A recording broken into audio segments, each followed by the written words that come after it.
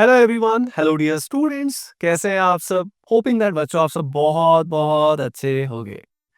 अपनी plus 4 marks series को आगे बढ़ाते हुए आज मैं आप सभी के लिए लेकर आया हूँ एक इंटरेस्टिंग कॉन्सेप्ट और उससे रिलेटेड कैसे क्वेश्चन जेईई मेन में आते हैं पहले उसको देखेंगे। टाइटल थंबनेल आप सभी ने देख ही लिया होगा।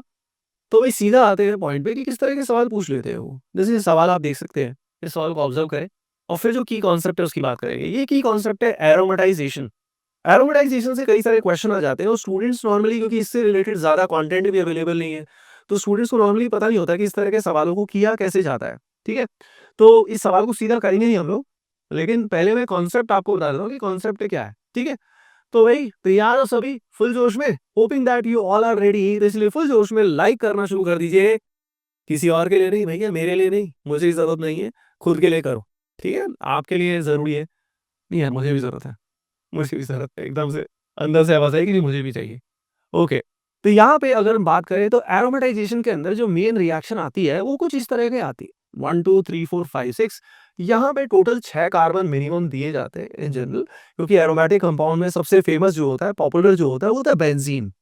अब यहाँ पे इसके सामने एक ऑक्सीडाइजिंग एजेंट दिया जाता है और उसके साथ हीट दिया जाता है। ऑक्सीडाइजिंग एजेंट जो है, या तो ऑक्साइड यहाँ पे हमारे सामने क्रोमियम का हो सकता है, या एल्यूमिनियम का हो सकता है, या वेनेडियम का हो सकता है, या मॉलिब्डेनम का हो सकता है।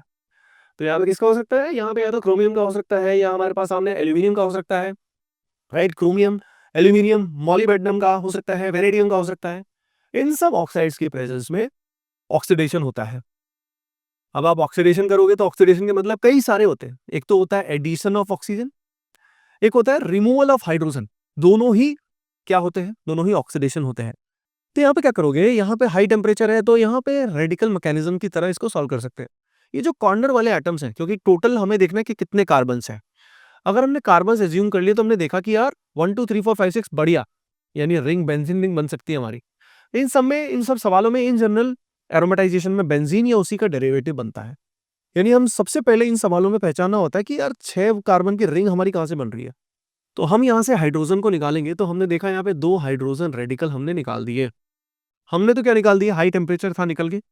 अब ये निकल गए तो यहाँ पे ये आपस एक दूसरे से कनेक्ट करेंगे और एक दूसरे की वैलेंसी को सेटिस्फाई करेंगे, यानी साइक्लाइजेशन करेंगे।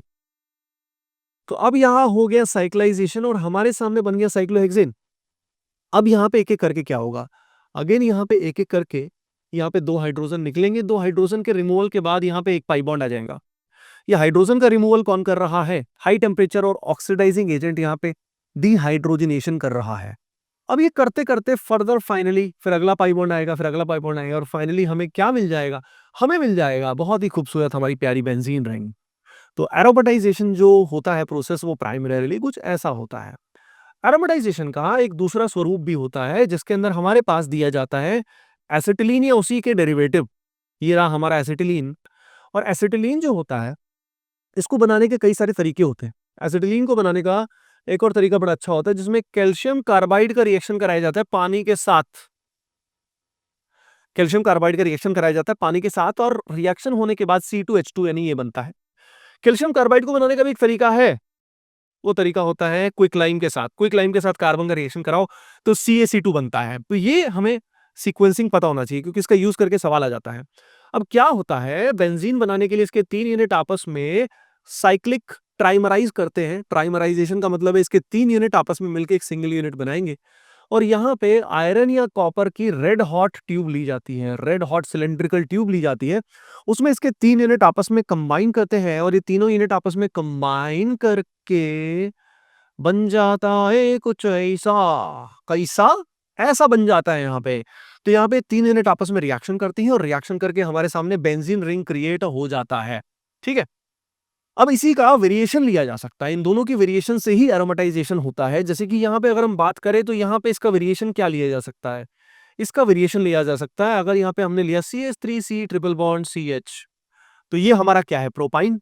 अगर हमने प्रोपाइन यहाँ पे लिया और इसके साथ एरोमेटाइजेशन किया तो हमें मिलेगा, यस, मेसिटिलीन मिलेगा। क्या मिलेगा? मेसिटाइलिन। ठीक है? यहाँ पे 135 ट्राइमिथाइल बेंजीन फॉर्म हो जाएगा। और ये कैसे आपस में कंबाइन करते हैं? आई थिंक इसके स्ट्रक्चर को देख के यू कैन क्लियरली अंडरस्टैंड किस तरीके की ट्रांजिशन स्टेट यहाँ पे क्रिएट हो सकती है। यहाँ पे 6 मेंबर्ड ट्रांजिशन स्टेट बनेगी जिसमें तीनों यूनिट आपस में कंबाइन करेंगे। जैसे लेट मी शो यू थोड़ा सा डिटेल में। जैसे ट्रिपल बॉन्ड, मैं इसकी अगर बात करूँ तो ये ट्रिपल बॉन्ड रहा, यहाँ ट्रिपल बॉन्ड है, यहाँ पे ट्रिपल बॉन्ड है। ये हमारे 3 एसिटिलीन के मॉलिक्यूल्स हैं जो ट्यूब के अंदर आपस में कंबाइन कर रहे हैं। अब रिएक्शन के दौरान ये पाई बॉन्ड टूट के यहाँ पे एक नया सिग्मा बॉन्ड बनेगा। अगर यहाँ बॉन्ड बनेगा तो ये टूट जाएगा, ये टूट जाएगा तो यहाँ सिग्मा बॉन्ड बनेगा, और यहाँ सिग्मा बॉन्ड बनेगा तो ये टूट के यहाँ पे एक सिग्मा बॉन्ड बन जाएगा। यानी इस प्रोसेस के अंदर 3 पाई बॉन्ड्स ब्रेक हो रहे होते हैं और 3 नए सिग्मा बॉन्ड फॉर्म हो रहे होते हैं। जब 3 पाई बॉन्ड्स हमें एक साथ ब्रेक करने हैं, naturally the energy needed would be very high. लेकिन बाद में एरोमेटिसिटी मिल गई, सिग्मा बॉन्ड्स बन गए, तो प्रोसेस जो है वो थर्मोडायनेमिकली प्रॉफिटेबल हो जाता है। तो इस तरीके से हम रिएक्शन करते हैं और हमें फाइनली बेंजीन रिंग मिल जाता है। अब यहाँ पे इसीलिए इसी तरीके से इसके भी वेरिएशन आ जाते हैं। इसके वेरिएशंस में कैसे हमें देखना है, जैसे कि ये सवाल है। अब इस सवाल में सबसे पहले हमारे सामने किया गया कौन सा रिएक्शन, क्लेमेंसन रिडक्शन, ZnHgHCl, जिससे ये हट जाएगा। अब ये हटने के बाद हमारे सामने ऑक्सीडाइजिंग एजेंट दिया है, टेम्परेचर हाई दिया है, तो हमें समझ में आ जाएगा कि हाँ यार एरोमेटिक बनाना है। अब एरोमेटिक बनाने का आपको फंडा मैंने ऑलरेडी बता दिया है कि भाई सबसे पहले आइडेंटिफाई कर लीजिए कि बेंजीन रिंग कहां बन सकती है। बेंजीन रिंग बनने के बाद अब कितने कार्बन्स बचे, क्या बचे, वो आपको आइडिया लग जाएगा। तो भाई सभी के सभी बच्चे ये जो पर्टिकुलर सवाल है इसको ट्राई करेंगे एंड कमेंट सेक्शन में इसका जवाब सभी के सभी बच्चे देंगे। देखते हैं कितनों का सही होता है। तो भाई होपिंग दैट इस बेसिस पे अब आप एरोमेटिसिटी से रिलेटेड सारे सवाल कर पाओगे। जैसे कि ये सवाल आया था, एक और सवाल इस टाइप का अगर मैं बोलूं, जैसे कि ये क्वेश्चन देख सकते हो, यहाँ पे ये जो दिया हुआ है इसमें हमारे सामने दिया हुआ था वही ऑक्सीडाइजिंग एजेंट, तो इसका एरोमेटाइजेशन होके क्या बनेगा ये भी आपको बताना है। ठीक है, तो ये ऑप्शन दिए हुए हैं, ये इस कंपाउंड का एरोमेटाइजेशन आपको करना है। ठीक है, तो दोनों का जवाब जो है वो कमेंट सेक्शन में बताइए। अगर आपको इस सीरीज में मजा आ रहा है बच्चों, तो और मजा लो। +4 की पूरी प्लेलिस्ट बनी हुई है सीरीज की, उस पूरी प्लेलिस्ट को फॉलो करो बढ़िया से। काफी सारे मार्क्स ऑब्वियसली आपके बढ़ जाएंगे, तो इसका फायदा उठाओ सभी के सभी बच्चों।